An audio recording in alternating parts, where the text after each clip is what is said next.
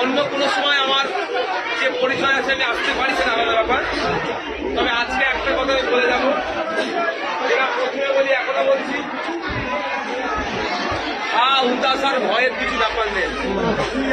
দেশকে আমরা স্বাধীন করেছি, আমাদের রক্ত গেছে, ঠিক আছে, ভয়ের কিছু ব্যাপার নেই। একটাই আমাদের কমতি আছে, কি বলুন তো, শিক্ষা।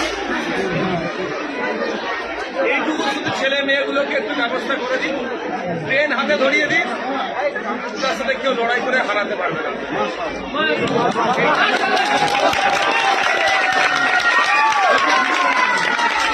কাউকে মারতে হবে না, কারো জায়গা দখল কিচ্ছু করতে হবে, শুধু ট্রেন ধরিয়ে দিন, দেখবেন কেউ আটকাতে পারবে।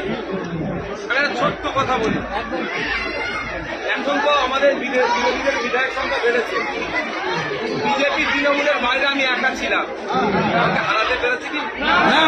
আপনাদের দোয়া আশীর্বাদ আর হাতে পেনটা ছিল বলে আমি অনুরোধ দেখাই যে ছেলে মেয়েগুলোকে উচ্চশিক্ষা শিক্ষিত করুন। আর এটাও বলে যাচ্ছি, যদি কলকাতায় পড়াশোনা করাতে চান, ছেলে মেয়েদের রেজাল্ট আছে, যোগাযোগ নেই,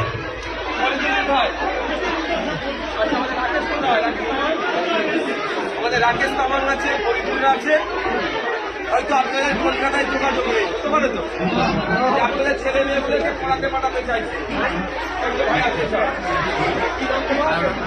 দীপেন্দ্র আছে,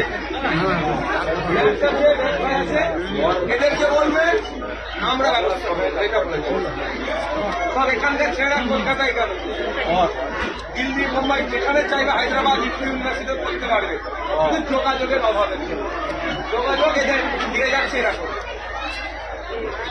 বুঝে আসছে আমি কি বলছি?